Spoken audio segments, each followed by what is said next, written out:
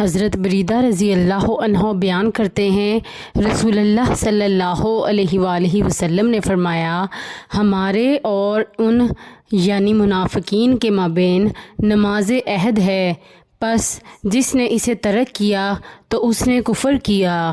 مشکوٰۃ المصابیح حدیث نمبر 574۔ حضرت ابو ذر رضی اللہ عنہ سے روایت ہے کہ نبی صلی اللہ علیہ وآلہ وسلم موسم خزاں میں باہر تشریف لائے تو آپ صلی اللہ علیہ وآلہ وسلم نے 2 شاخوں کو پکڑا۔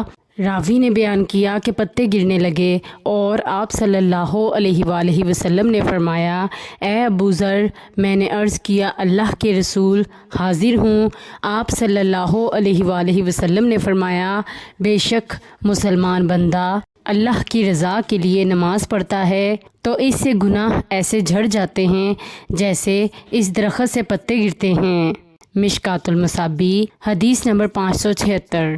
حضرت ابو امامہ رضی اللہ عنہ بیان کرتے ہیں، رسول اللہ صلی اللہ علیہ وآلہ وسلم نے فرمایا، اپنی 5 فرض نمازیں پڑھو، اپنے ماہ رمضان کے روزے رکھو، اپنے اموال کی زکوٰۃ دو اور امیر کی اطاعت کرو تو اس طرح تم اپنے رب کی جنت میں داخل ہو جاؤ گے۔